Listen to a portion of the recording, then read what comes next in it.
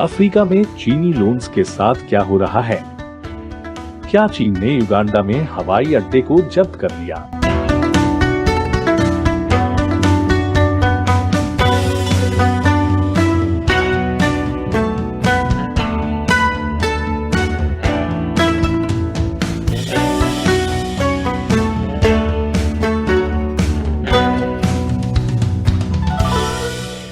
China uncensored में आपका स्वागत है।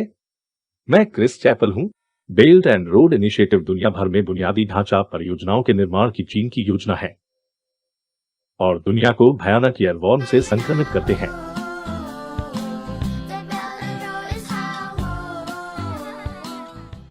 हाँ, मुझे वहां खेलना था। सार्वजनिक रूप से कम्युनिस्ट पार्टी का कहना है कि बेल्ट एंड रोड दुनिया को आर्थिक विकास के माध्यम से जोड़ने के बारे में है, लेकिन वास्तव में यह वैश्विक आर्थिक उपनिवेशवाद के लिए उनकी योजना है।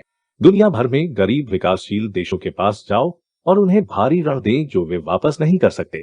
इस बीच उनके द्वारा बनाए गए बुनियादी ढांचे में अक्सर इसे मेड इन चाइना गुणवत्ता कहते हैं। और पिछले हफ्ते रिपोर्टें सामने आई कि युगांडा चीन से मिले एक ऋण पर अच्छा प्रदर्शन करने में विफल रहा और इसलिए चीन ने उसके हवाई अड्डे को जब्त कर लिया। लेकिन अब युगांडा और चीन दोनों कह रहे हैं कि यह सच नहीं है। जाहिर तौर पर भ्रम इसलिए हुआ क्योंकि युगांडा ने ऋण समझौते के हिस्से पर फिर से बातचीत करने के लिए एक प्रतिनिधिमंडल चीन भेजा था। युगांडा सरकार इस तरह की चीजों पर फिर से बातचीत करना चाहती थी कि क्या वे बीजिंग की मंजूरी के बिना कुछ पैसे खर्च कर सकते हैं, और चीन ने फिर से बातचीत करने से इनकार कर दिया। लेकिन युगांडा ने ऋण पर चूक नहीं की है, कम से कम अब तक नहीं। एक सरकारी प्रवक्ता ने कहा, युगांडा सरकार का चीन को ऋण चुकाने में चूक करने का कोई इरादा नहीं है।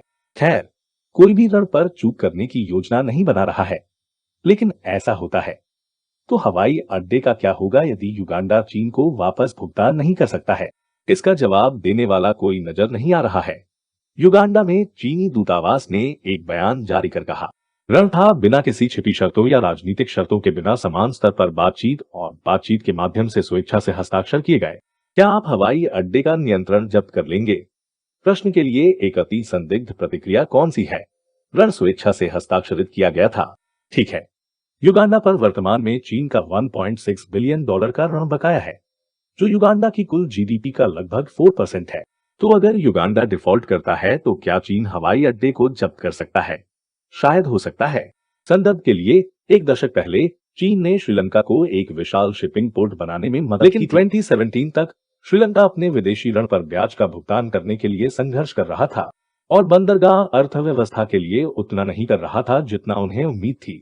इसलिए श्रीलंका ने चीन को उस बंदरगाह में बहुमत हिस्सेदारी पर 99 साल की लीज पर बेच दिया। यानी चीन ने अनिवार्य रूप से एक बंदरगाह पर कब्जा कर लिया है, जिससे श्रीलंका को निर्माण में मदद मिली।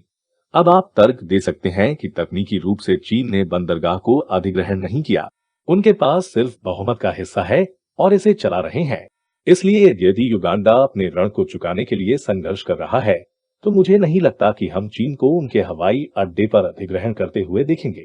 लेकिन वे बस, आप जानते हैं, एक मीठा पट्टे का सौदा हो सकता है।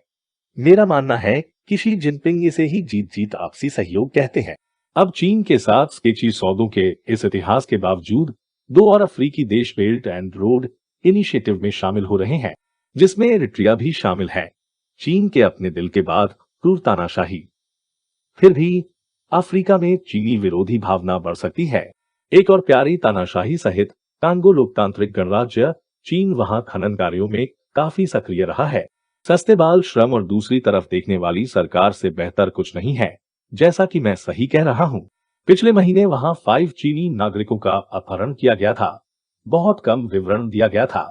हालांकि चीनी दूतावास ने कहा, हमले अपहरण की स्थिति में मदद भेजने की संभावना कम ही थी। यह चीन की वास्तविक भेड़िया योद्धा कूटनीति है। विदेशों में अपने नागरिकों की मदद करने के लिए बिल्कुल कुछ न करें। अब चीन डीआर कांगो के पूर्वी हिस्से में सभी चीनी नागरिकों को जाने के लिए कह रहा है, लेकिन यह बेल्ट एंड रोड इनिशिएटिव को नहीं रोक रहा है। नहीं, वास्तव में चीन ने अभी चीन अफ्रीका सहयोग पर अपना 8वां मंच आयोजित किया है। शी जिनपिंग ने अफ्रीका को कोविड के टीकों की 1 अरब खुराक भेजने का वादा किया था। हाँ, चीन उन्हें चीनी निर्मित टीके बेचेगा जो एक तरह से प्रभावी हैं। एक वायरस से लड़ने के लिए जो शायद एक चीनी प्रयोगशाला में बनाया गया था, इतना उदार।